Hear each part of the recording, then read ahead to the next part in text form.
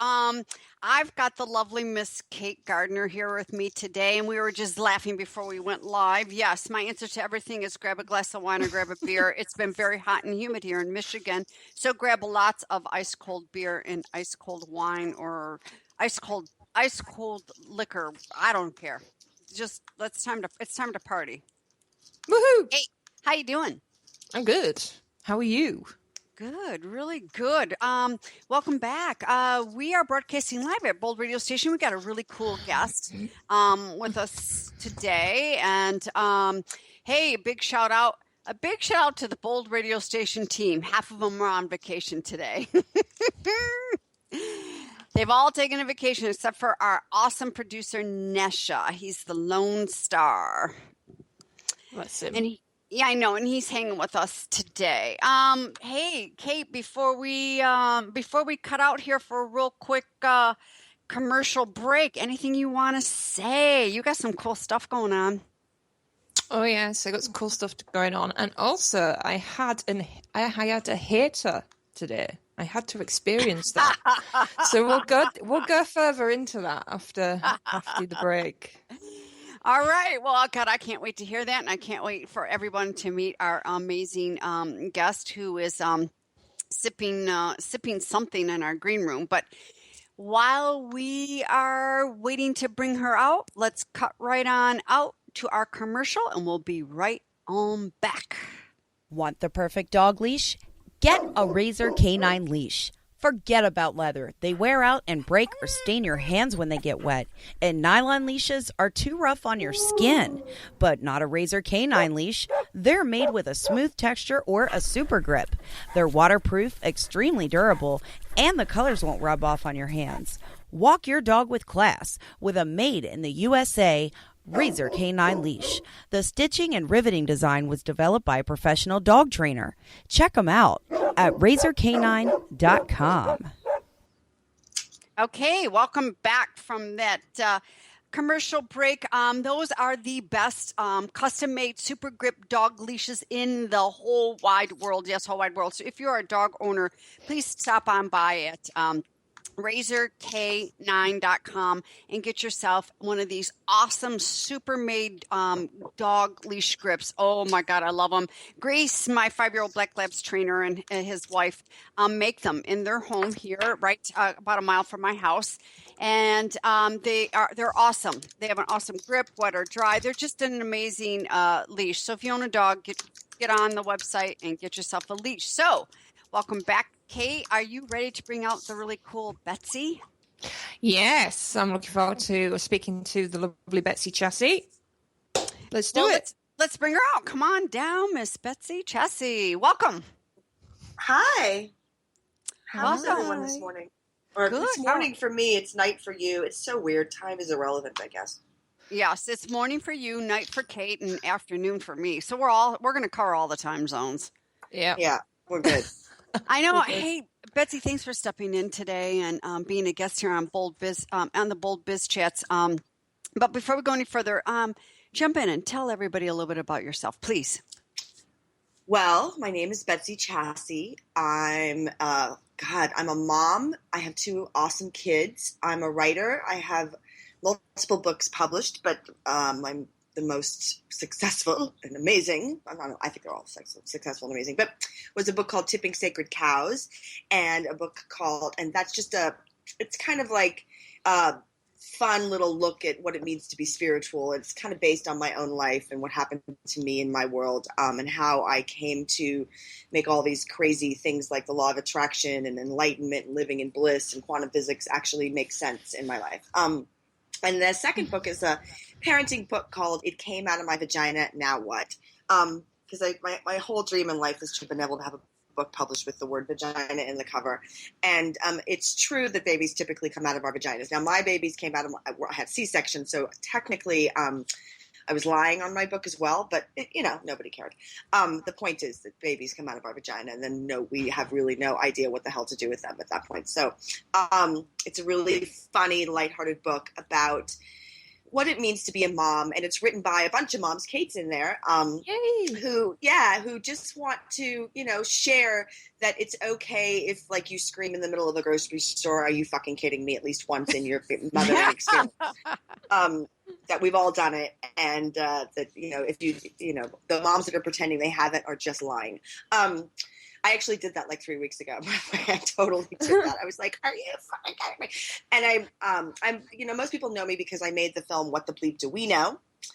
And I had another film a couple of years ago called "Song of the New Earth," and I'm just kind of doing all sorts of cool stuff. And the last thing is, next week on August 1st, I'm launching a new website called Meaningful Mom, where there's going to be lots of really great moms talking about being a mom and just being like a real mom, not like, the weird Stepford moms or the yoga moms, but like just real moms, the moms who scream, "Are you fucking kidding me?" in the grocery store. Those kind of moms. It'd be fun. I want to have a kid just to scream, "Are you fucking kidding me?" in the grocery store. Oh, You can borrow mine. I'll send you mine. Send them on over, because it's no fun saying that to my husband in the grocery store. "Are you fucking kidding me?" I mean, it's like, okay, Yeah. it's an adult argument. I want to do it to the kids. I'll send you my kids. They're totally prepared. The thing with my kids is, like, they're awesome. But, kids are designed, their main purpose in life is to just push every button that you have. That's really what they're there for. Until they're like, until you die. They're there to just see how far they can make your head explode. And I've learned with my kids, like, that for my kids, if I turn around and say, "Are you fucking kidding me?" in that tone, boom, it is over. It is done. Like, they know, like, okay, Mom's about to, like, go, like, completely postal in the grocery store. We better stop, So that's work.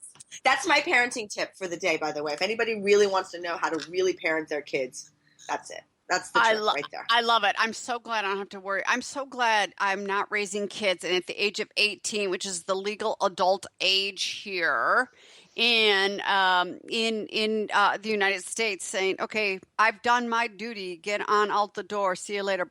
Goodbye." Because I know it doesn't end. It does not end until you are done as far as parenting goes. Even when they become adults, I mean, they always come back for mom. When they're getting married, having kids. Oh my God, they have babies, and they're like, "My baby's sick, mom, mom, mom, mom, mom." Help, mom. It's amazing. I did that now. My kids are 8 and 12, and I just told them, like, "Look, you can cook. You don't really need me anymore." So, I mean, you can sleep in my house, but no, I'm just kidding. I mean, I have to say that I love being a mom. I mean, it's the one thing for me in my life that can make me feel like such utter joy and such utter hysterical desperation simultaneously. And it's pretty, it's the greatest adventure, at least for me. I mean, I'm doing a documentary right now called The Empty Womb, which is about a woman who went through infertility and did the fertility treatments and was not successful. And, it's been really interesting working with her. The whole film is being done by women. I'm producing and directing it. The other producers are women, the cinematographer, everybody on the set and on the crew is a woman. And talk about having a bunch of vaginas in the room. It's pretty fascinating. But what's fascinating about her story is that, she wanted to be a mom and couldn't. And so it's been an interesting lesson for me in observing God. I wonder what would have happened if I hadn't been able to have my kids, because my life is just so much richer because of it. I mean, the film talks about the woman is an artist, and she made this incredible, like, 18-piece art installation that takes like 8 rooms to walk through, about her journey through processing, losing, like, the one thing that women are supposed to be able to do is give birth. That's like, it's our purpose. I mean, my new website is called Meaningful Mom, and the whole theme around it is, for moms to find meaning and purpose in their lives. And for most women, you're born with this one purpose, and her process is, how do you deal truly and authentically with the realization that your one purpose on life you can't actually do. And it's interesting because society has a tendency to kind of tell women, oh, don't worry about it. You'll get over it. How lucky you didn't get to, oh, you don't have kids. Oh, you're lucky, here, to borrow mine. And it's sort of a joke. But for most women all women who go through this process, literally a piece of their soul is ripped out because they've the one thing that they've been promised they'll get to do their entire lives. Most of them don't get to do. And it's a very interesting little film. And for me, just a realization that being a mom is a part of my identity. That's really, Betsy, that is so awesome that you said that because, for some of us that I never wanted a child. I mean, if I could pop out of my vagina or out of my stomach at the age of about 3, I would have done it. But anything prior to that, I love seeing other people's babies and, oh, they're so cute. And I'll play with them when I'm out in public for a minute. No, I'm done. I'm not a baby person. I'm not, I think it's so miraculous of what it is that we can create, AKA another human being. But I've never wanted a baby, never did, don't have any. And, so it's interesting, that documentary that you are doing, because I know there are women out there that, and I've met women that have ate, breathed, died, they've got to have a baby and they can't. They had problems, they had issues conceiving and carrying a baby. And, I know there's so many other ways now that people can have children, but maybe those weren't the options, many years ago. And I think, we are supposed to give birth and society puts that pressure on us, but it's not what it's all cracked up to be. It really is not what it's all cracked up to be. Well, I think it's great that you're, able to make that choice now. And that's part of what the film is too, is that, my sister didn't have children. She didn't want to have kids. My daughter's 12 right now and says, I am never having a baby. And I'm like, stick with that for a while, you might change your mind, but that's okay right now.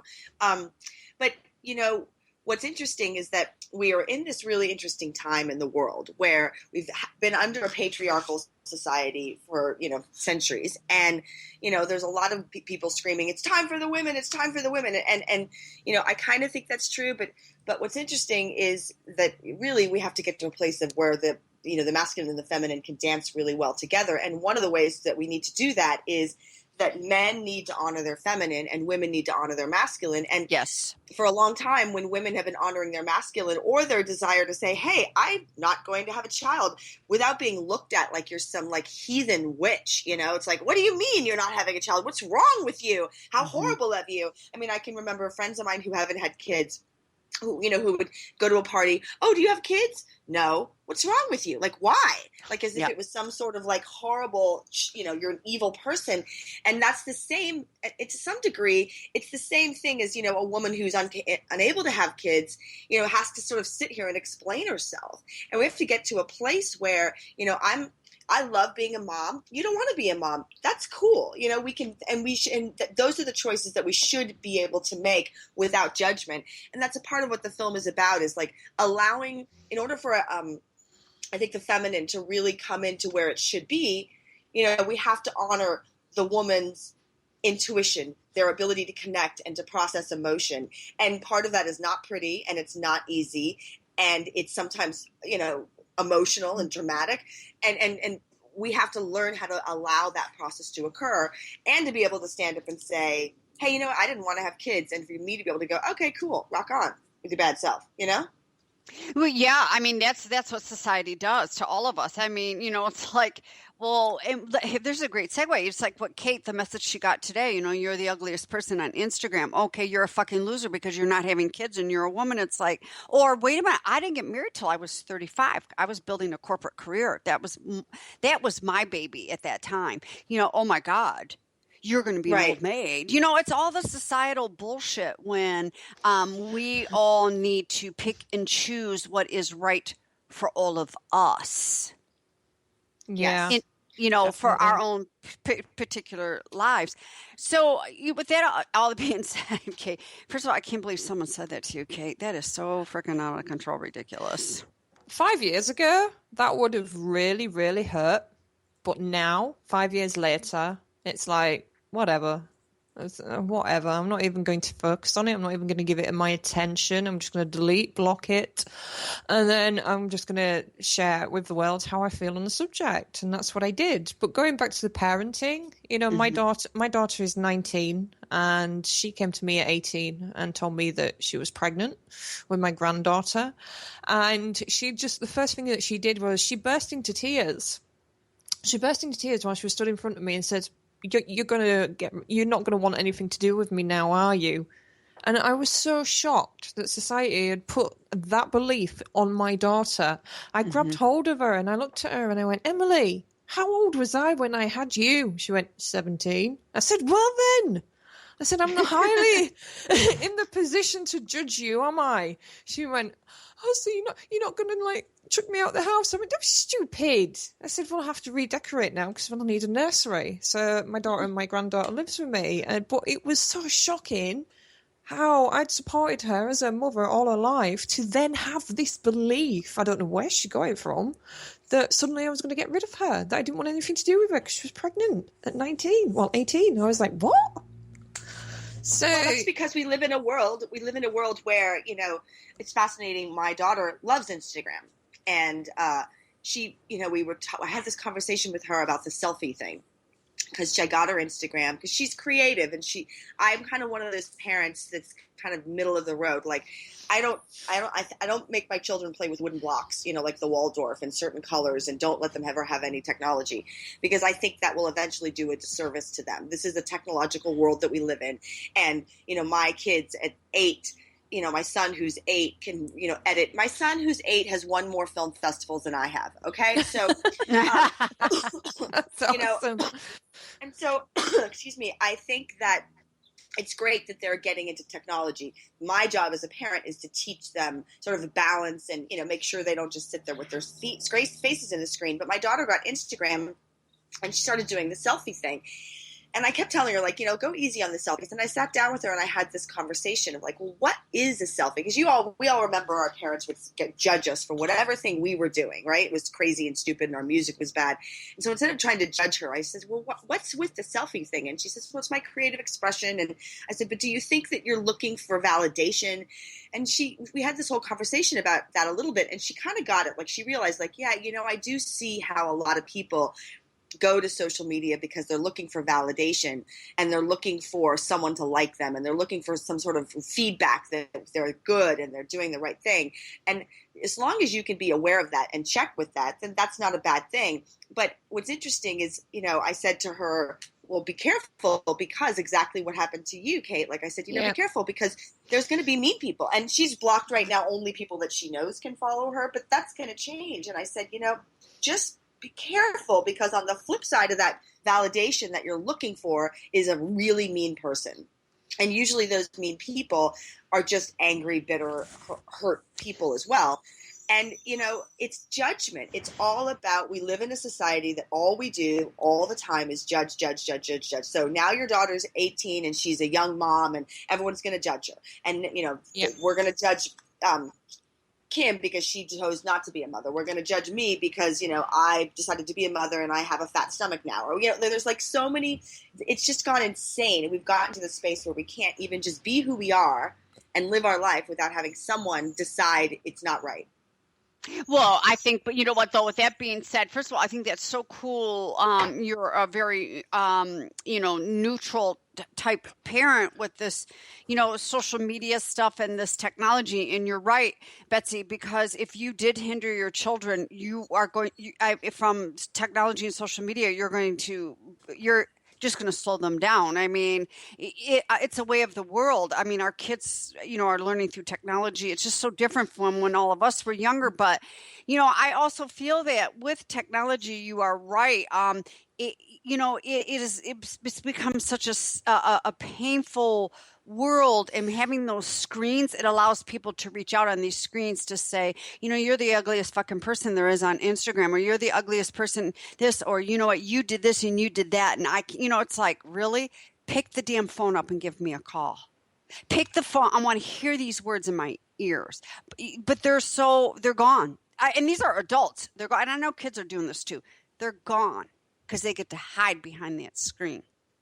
Yeah, it's protection. Hiding behind social media. My daughter had it last week or week before when Matthew, my partner, had his first DJ event.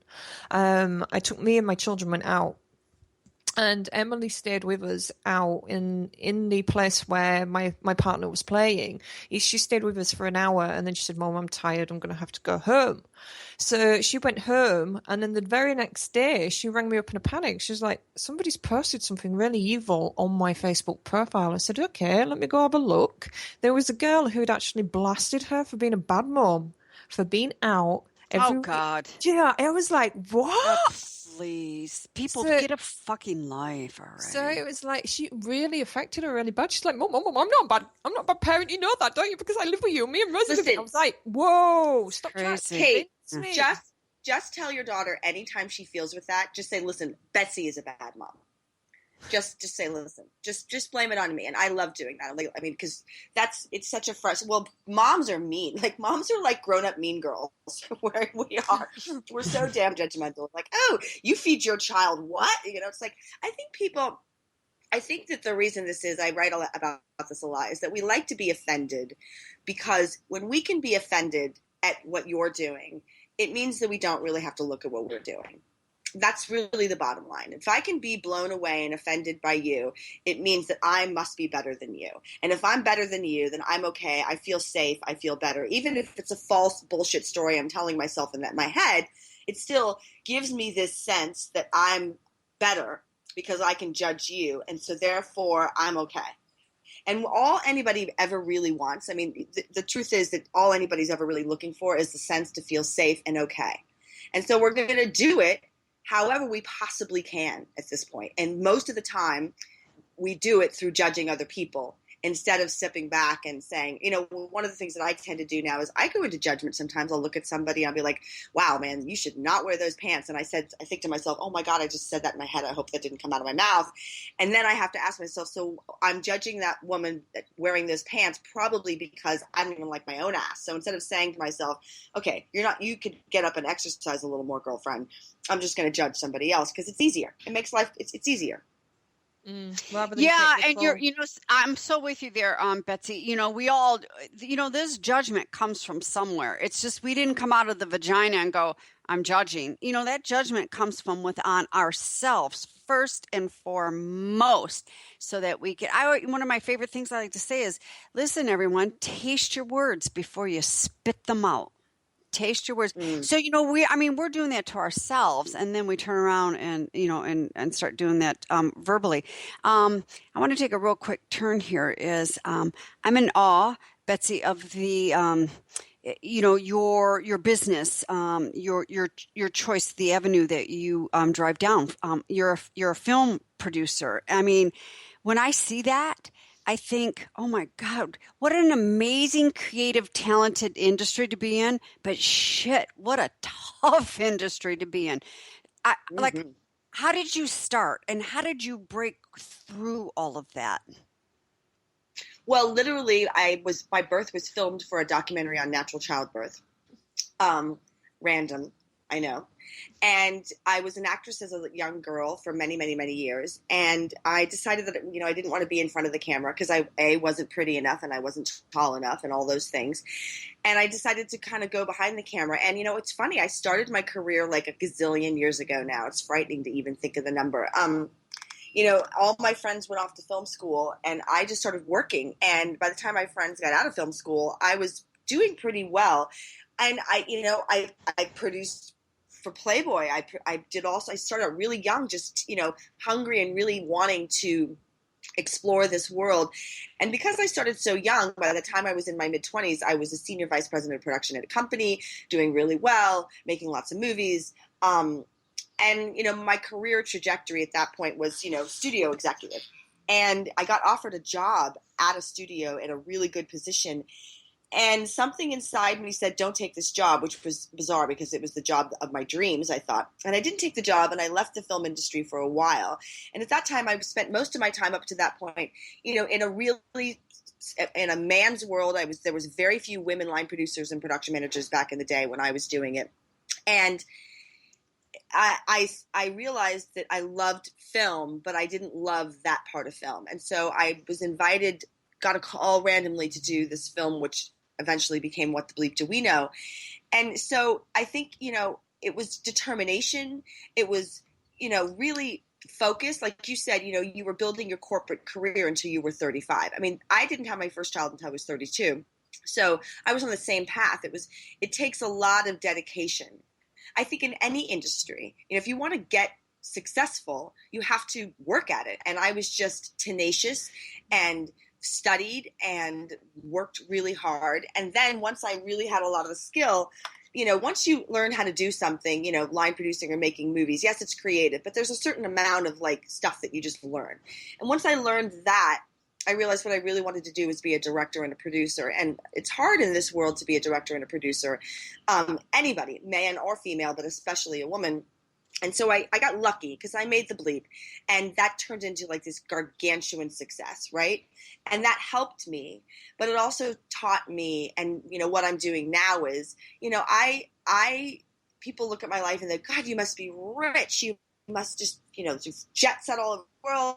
And, I don't make a lot of money, but I always make enough to get by. And I focus my energy on I just follow my heart. And if a project speaks to my soul, I do it. If it doesn't speak to my soul, I don't do it. And that's the way I live my life and in anything that I do.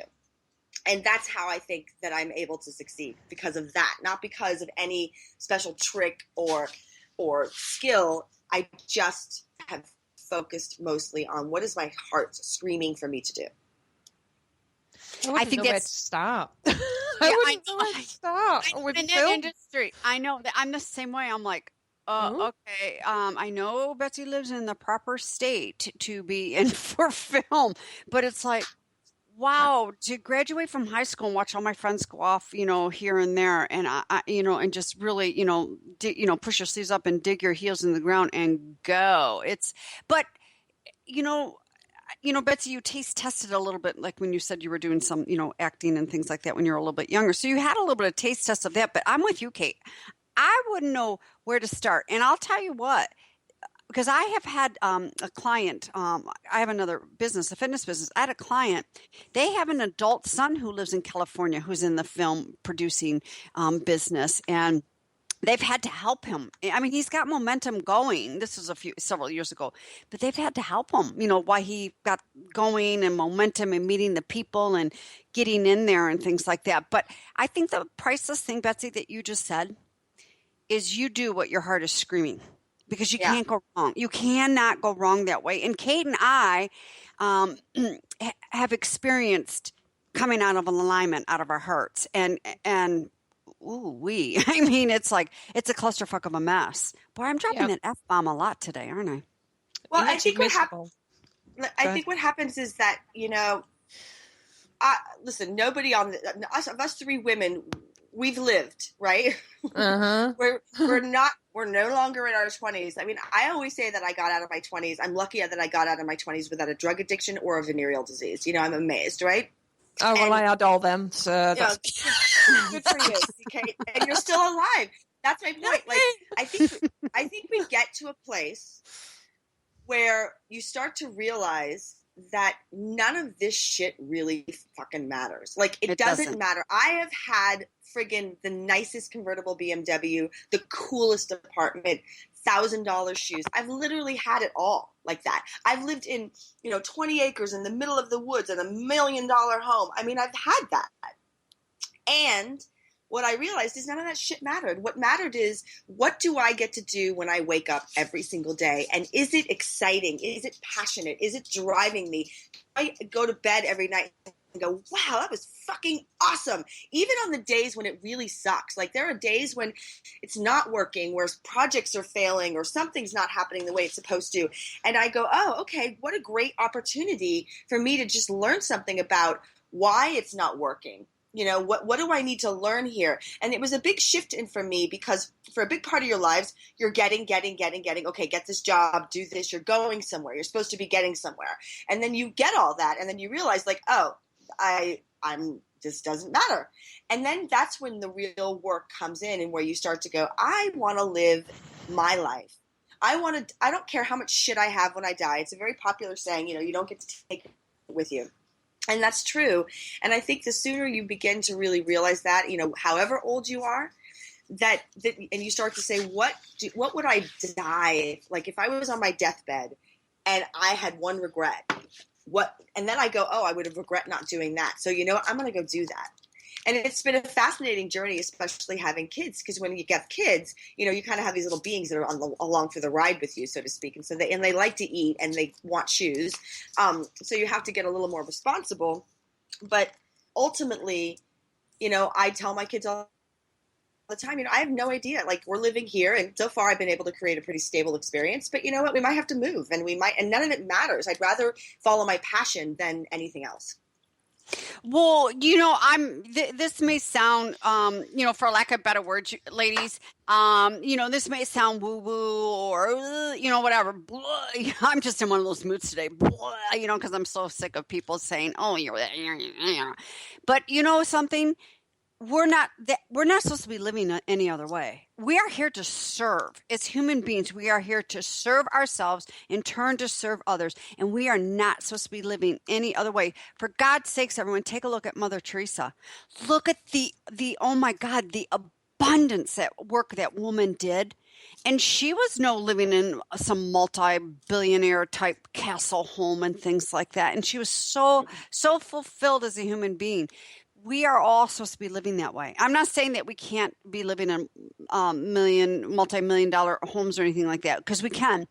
But when we are not being led and listening and stepping into our heart, we're fucked up. We're out of a line. We've gone south. Yeah, well, that's what's going on in the world. I mean, part of the reason I look out at the world sometimes and I see such anger and frustration, and if you live in the U.S., look at what's going on. We have these farcical. I mean, literally, it's like you can't write this shit. It's so bizarre. I wake up every morning and I'm like, I can't even imagine what humanity is going to do next. Right? It's so bizarre, and I think it's just a reflection of what's going on, is the frustration and the anger and the resentment and the hurt and the bitterness that we have inside because for whatever reason, humanity got into a space for the most part of not living its purpose anymore. That's why I'm starting Meaningful Mom magazine, is because you even as a mom, you get caught in this rut of doing, going, doing, and then you lose sight of why you're living. And humanity has done that. And until I think, for me, that's really what I want to get back to, and then live that so I can teach that to my kids and show other people. Like, look, when you live your meaning and purpose, all of the stuff comes. It just arrives. It's there. And that does sound woo-woo, and it's not magic. I work at it. But still, it's I don't know if it's because it's less important to me or because it's just easier because I'm really in my passion and my joy. And so it's there. But ultimately that's what we're here to do. Yeah, I agree. I agree. So Betsy, do you ever get people that come to you and say, "Oh my God, you're amazing. This is awesome. I want to be in the film production industry. What advice can you give me?" I mean, I'm sure. Come on, we all get that, Kim. Yeah, we all get that. Yeah, but I'm not a film producer. I'm not out in California in the film production business. I'm not an actress. I'm not a model. I could be a drama queen if you want me to for a minute. So the advice that I would give to people is, first and foremost, learn your craft. Like, I think it's important that people become educated on what they want to do. Because otherwise, you meet a lot of people. I live out in LA. You meet a lot of people that say they're a film producer and they haven't produced anything. And that doesn't mean they're bad people. But, their last job was, they were an accountant or something, and now they want to be a film producer because it sounds like such a sexy industry. And it is a sexy industry, but it's also an industry. It's also a business. And you have to be smart and you have to be business savvy. And so, there are gazillions of classes and courses and things that you can take, more than just watching a bunch of videos on YouTube. But if you really want to be a film producer, go study film producing, learn about it. The other thing that's great about studying something like film producing is that a big part of this industry is relationships. It's all who you know. because it starts with, you have to know people who have money. You have to know people who are actors. You have to know people who are crew. And when you start to study your craft, you begin to build relationships with other people within your industry. And then you can start to build your tribe and then, go out and create. But I always say to people, the first thing, it's been really fascinating. After The Bleep came out, literally everybody and their brother ran off to make another movie about, spirituality and all sorts of stuff. And the genre sort of got glutted. It just not glutted, saturated, oversaturated with really crappy films.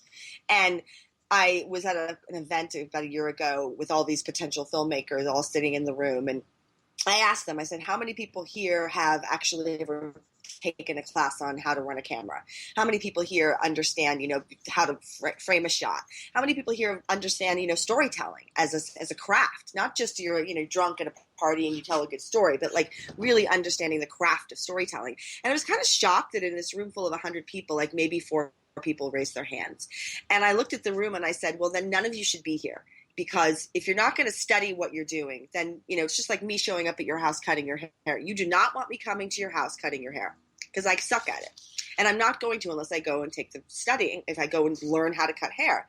And, filmmaking is a very, is a craft. At the end of the day, it's not a sexy, ooh, I get to hang out at all the cool parties. That's the fun part. But at the end of the day, it's a craft. And so I try to inspire people to study the craft.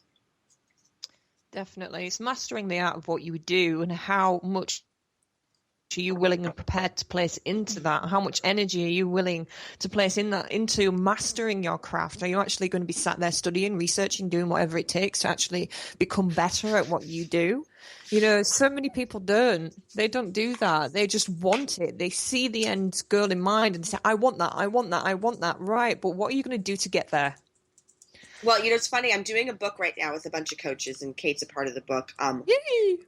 And that's a big, I wanted to write a book for coaches. I'm not writing it. I'm having a bunch of really good coaches who have all been coaches for at least 7 to 10 years. I mean, if I add up the number of years that 20 coaches have in the book, it's probably over 300 years of experience in coaching. And I wanted to write this book because every time I turn around, you show up on Facebook and there's some like, here's the new sales funnel to get thousands of clients. And here's how to make, and it's so frustrating because, in LA now, it used to be you could throw a rock and hit a film producer, but now you can throw a rock and you hit a life coach. Yes. And, I look at some of these people and I think you have no business being a life coach.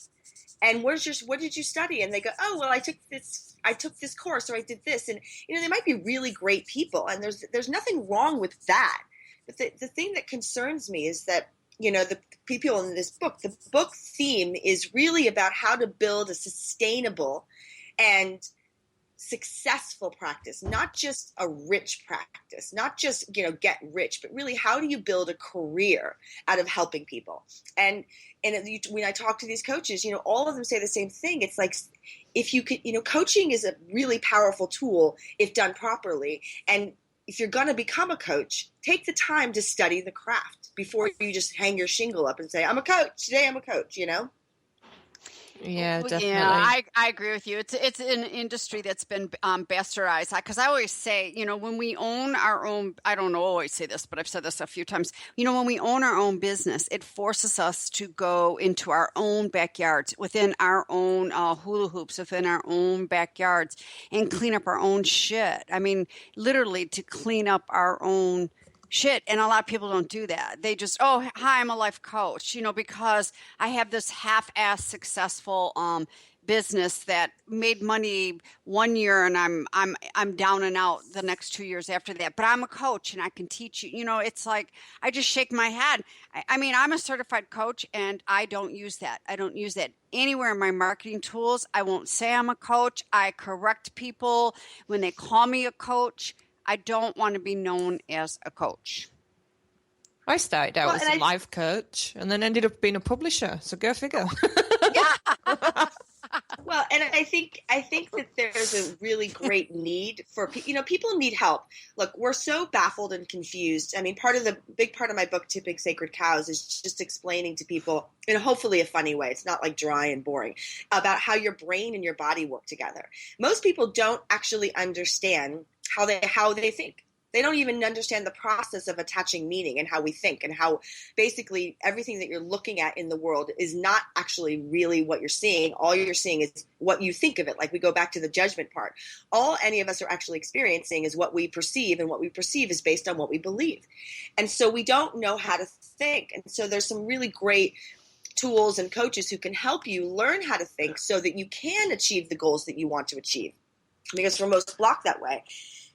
And there's a lot of people out there who don't know how to help you with that yet. And so the book that we're doing, it's called The Coaching Code. It's coming out in September, is going to talk to coaches specifically about that. Really understand your craft, really understand how to truly be of service to people, because we do need that now. Everybody needs a little bit of help at this point. Oh, it's nonstop, Betsy. I mean, it's like you have mastered your business in the film, as a film producer, as in the film industry. But tomorrow's another day. There will be more crafting and mastering to handle. And then the day after that, so we always need help. We will always forever evolve and grow and change until we leave this human physical body suit that we are borrowing at this time, until we step out of that. And a lot of people don't get that. I see so much crap out there that, okay, 6 figures in 90 days as a coach, buy my product and you'll get clients. It's like, oh my God, there's so much desperation out there. And also, too, social media has created that white picket fence comparison syndrome. Oh my gosh, I see Betsy. She's so successful. And oh God, it drives me crazy. And her picket fence is much wider than mine. And I see Kate, it has really created that out there. And I see people are like going crazy, and they're just so desperate, and they're spinning. Well, it's funny that you say that, because I try on my social media just to be real. And I just did something recently. I had a situation occur in the last couple of months where it really hurt me financially. And it was kind of a surprise. So I kind of got caught with my pants down a little bit. And I thought, shit, I got to come up with some money to replace that money, right? And I got to do it quick. And it's not like there's a job description out there that says, okay, female film producer and director, now you come work here. And it's true that there were jobs that I probably could have taken, but I made a promise to myself that I was not going to kill my soul to earn money. It's just a rule that I have now. I said, I'll get it some other way. And I did this post on social media. It was very fascinating. I have, on my personal page about, quote, 900 friends, right? And so I thought, well, if I have 900 friends and I have, 3 or 4 books that I can sell as an ebook or an audiobook, and I ask each one of my 900 friends on Facebook to buy one thing from me for $10, that'll cover my problem instantly, right? I thought, oh, this is amazing. So I put this post up where I basically said hey, I just hit a really weird financial bump and I need some help. I need help. And I don't want to borrow money from you. But what I want to do is sell you one of my books, which normally is like $16.99 or $14.99. I want you to buy it from me directly for $10. And it was fascinating because right after that post, I put up like a stupid meme. I don't remember what the meme was. It was like, here, watch your cat, butthole for an hour. Like, I don't know. It was something stupid like that. And what was really fascinating to me was the cat licking the butthole got like 200 likes. Wow. And then my ask for help, I got like 15, 20 people. And I thought, for a minute, I had to not take that personally. I had to go, well, is it because really nobody gives a shit about me? And I realized it's not that nobody gives a shit about me. It's just that nobody's really paying attention anymore, even on social media. They're scrolling for the meme. Oh, that's a funny meme. Oh, that's a funny meme. That's funny. And they're not really reading or paying attention. And so it was a fascinating lesson for me in, first of all, just being real. The other thing is, even on social media, sometimes I notice if I'm real, like, God, I'm having a crappy day, that people tend to get startled by that. It sort of messes with their perception a little. Like, wait a minute, Betsy can't be having financial troubles. Her life is supposed to be perfect. Oh my God. And they don't know how to deal with it or process it, or they're not paying attention. Yes, I agree. I think that social media has become the Jerry Springer of the world. I mean, that's why you got so many likes on, the cat butthole type thing, or it's like, and no, you're right, Betsy. You can't take that personally. We're moving so fast. We are so disconnected from ourselves, disconnected from society, and we have every single freaking tool on the face of this earth to keep us connected, keep us organized, and we're the furthest from all of that with all this stuff that's, oh my God, this is new, go over here. Oh my God, this is new, this go over here. Oh my God, this is new, go over here. Oh my God, we got to do this. Oh my God, and it's like, it doesn't surprise me that your most sincerest, authentic, transparent post doesn't get a lot of thumbs up, or people coming behind the scenes. Maybe they don't want to say it and just saying, God, can I help out? Can I help out? I mean, because all day long I get instant messages. Hey, here's my product. Can you help me? Hey, here's my product. Can you promote it? It's like, not a problem. I'm all over that. But what the fuck have you done for me lately? Have you liked one of my posts about Bold Radio Station? Have you even just yo, Kim, how are you? I mean, I don't even get a hi, Kim, how are you? Can you just, here's my product. Can you, it's like, damn, I'm human. Say hello. Ask me how I am. Right. Well, and that's a great thing. I mean, I get that a lot too. And I do, like, I'm usually the first person to share the crowdfunding campaign for my friend's project. And I go and donate. Like, I'm constantly, like, every time my friend puts up a post about, oh, I'm doing this campaign, I'll go give them $5, even if it's just $5. And, I think I try to inspire people in my world to do that more often. It's like, look, you know what? Every time you see a post of a friend, even if you can't contribute, just share it. Yes. Just share it. Just say, hey, my friend's doing this. Here it is. It's cool. And I do that all the time. And it was people often use this word in a negative way, which is that, we're all kind of narcissistic, and we are, and we're trying to figure out how to be less narcissistic, but we're in a society now that's not supportive of that. It's not supportive. It's still really hard, to be really empathetic of people, because we all live in fear. It's like, oh my God, if Betsy's having money trouble this month, does that mean that I'm going to have money trouble? I mean, she's usually has it together. It's a lot of fear. And so one of the reasons why I honestly post when I'm having a bad day, or when something's gone wrong, or when something hasn't worked out, is because I want people to really understand that life is a series of awesomes and sucks. That's what happens. It's a journey, and when we can, when someone says to me, "How are you?"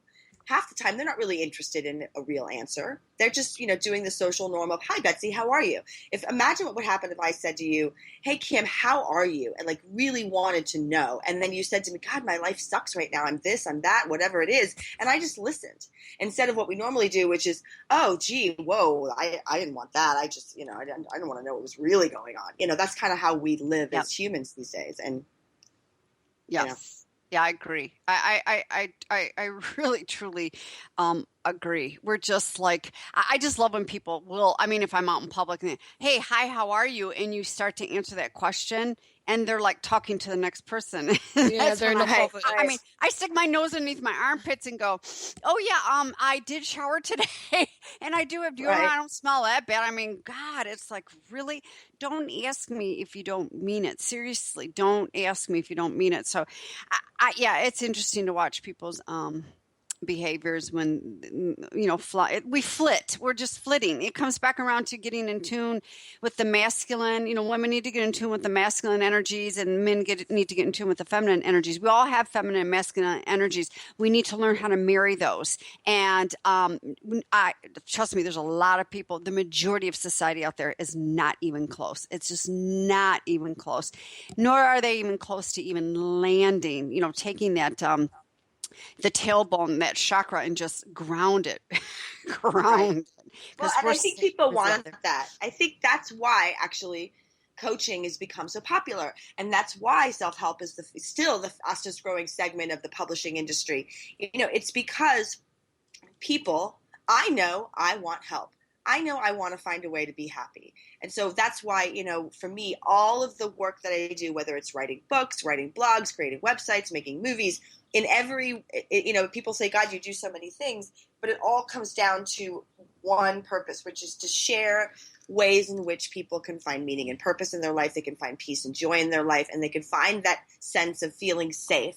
Because what I know is that when I feel safe and when I'm connected to my meaning and purpose, you know, the fact that I'm broke this month and have to come up with this much money in the next 48 hours, I can still sit here in peace and joy because and handle that, as opposed to what most people do, which is they go in more fear and panic. So that's what all my work is about really helping people see that, look, everything is going to be. My beloved has a funny joke that he likes to tell me when he sees me go into panic mode. He says, I hate to ruin the ending, but it's all going to be okay. And he's always right. Mm-hmm. It's definitely, isn't it? We always panic over what we can't see because of the unknown. So we panic about it. We go into fits of fear over it. And then it works out and we're like, what was all that about? Right. Yeah, so the trick is to find that. The trick is to find that space that you just were in, that like, in the moments when, you know, the shit is hitting the fan. Yeah, I don't let all that crap bother me anymore. I mean, I have anxiety disorder, and it could have, around 4 years ago, I'd have a panic attack at anything. I couldn't even go into the supermarket. But now it's like, that's cool. I don't let it bother me as much. And my partner, he tends to be like panicky a bit and have that bit of fear there. And I just have to keep reassuring him, saying everything's going to work out. Why use your energy in that way? You may as well just use it in a different way. Why get stressed over it? It's all going to work out anyway. So, but that's the thing that a lot of people don't know, and we're bombarded with it from every angle. I mean, I can't even I don't even turn on the TV anymore, or, you know, I sort of dread when I open my Facebook page and be like, oh my God, you know, what crazy, you know, ridiculous fear-driven political rant's going to come, or what, you know, and it's just checking out of that. And people sometimes will say to me like, well, you know, you have to be informed. And I say, well, you know, there's a difference between being informed and then just being, you know, programmed for fear. And we live in a society that everywhere we turn wants to program us to be afraid. And so it's very hard to get out of that fear. It's very difficult because we've been literally, I think 99.9% of the humans on this planet are walking around with PTSD, because we're constantly, everywhere you turn, it's be afraid of this, be afraid of that, be afraid of this, be afraid of that. And how it's really tough to get out of that. And I've been trying to find more empathy for not only myself with that, but with other people. Just really realizing, you know, when someone is a jerk to me at the airport, which kind of just happened, I was in a line trying to get my stuff checked in, and, you know, I travel with a bunch of gear, you know, so it's not like it's light little suitcases. You know, I've got camera cases and tripods, and I was there with a friend of mine, and actually, no, she wasn't with me, so I just had the tripods, and I was standing in the line. I'd gotten my little things, and I was just kind of standing there waiting for the guy to say, okay, bring your bag up. And this person just shoved right in front of me, as if they were way more important to me. They were just clearly I'm tiny, but he knew I was there. And, you know, my first reaction was to be like, are you fucking kidding me? Like I did in the grocery store. But I just kind of looked at him, and I just said, wow, this person is stressed out. They're afraid. They're completely, you know, blind to what's going on around them. And I'm just going to, so I literally had to pick up his suitcase, because my tripods he had put his suitcase kind of on top of my stuff. And I literally just kind of quietly bent down, picked up his bag, moved my bags back, and kind of just stepped back a little bit and just sort of let him be. And just sat there and looked at him, and I'm like, God, I hope that you get where you're going, and I hope that you're okay and everything. And that's what I shot at him energetically. You know, and if we all just more and more did that to each other, this world would be a much different place. Oh, it'd be a huge different place. We're just sitting in so much pain and anger, and just there's just so much going on, and not just in our country. Betsy, you and I live in the same country, but it's around the world now. It's freaking everywhere, and you're right. That's one of the biggest things that I'm working on is, allowing myself, I give myself that love, and then in turn, energetically, when someone does cut you off like that, or, you know, as opposed to, because I'm with you. Fuck you. You know, it's like, really? You know, I mean, come on, you know, to just pull back and just breathe and just send them, you know, compassion energetically, because we need to all start doing that, because I'll tell you what, there's just way too much going on around this world that is just so hateful, and so many deaths, so many killings. So much Well, craziness. and you think about it in business, like in business, in the film producing industry, it's like everyone thinks it's this horrible, cutthroat, fuck everybody over kind of industry, and in a lot of ways, it is. I mean, I just recently had an experience around that, and my typical response is to go further into mistrust and anger and resentment, and there was a moment in the last few months where I said to myself, I'm never going to make another movie again. I could quit this thing. I'm tired of people doing this to me. And there was about an hour and a half of like utter resentment and bitterness. And then I said, no, I just need to make better choices, and a lesson around making better choices. And I need to connect with my heart more. And I don't have to operate that way, because sometimes you get stuck. Well, like, gee, the only way I'll be successful is if I start behaving like those people or this person or that person. And I just keep saying to myself, if it means that I don't make as much money as they do, that's okay. I'd rather at the end of the day have my integrity and my heart than anything else. And it's tough in these businesses, because you got to go get them. You got to get out there. You got to be the first. You got to push. You got to do all this stuff. And just the practice in business is to keep holding your integrity while you do that. And I have some really great friends who are incredibly successful, and I've observed them over many years just operate that way. And I've watched their businesses become huge. And they didn't do it overnight, and they didn't take the quick fixes, and they didn't screw anybody over. They just held to their integrity. And sometimes it took them longer, but in the end, they were more successful than those people that kind of did it the quick fix way. And they're doing what they love instead of feeling like burnt out and like you don't like this anymore, or that you want to quit. So it's definitely following your heart, and really it doesn't matter if it takes you 10 years to build. If you're happy, if you're making progress, then, hold to it. That's all. Well, that's there's no the bottom rush. line. Yep. There is no rush to get. We get into a rush. We get into a rush of getting somewhere. And I've also come to the conclusion that there is no rush. It'll happen when it happens. Yeah, exactly. And then I think that lowers that desperation, and it removes the lack of self-worth, the lack of confidence, and all those other things that play into us when we're rushing, cramming, comparing, and doing all that other crap. The hate comes out, the bullshit comes out, all that stuff. We have got a couple minutes left to the show. I can't believe how fast this went by. Betsy, will you please let everyone know how they can get in touch with you? Yes, they can go to my website, BetsyChasse.net.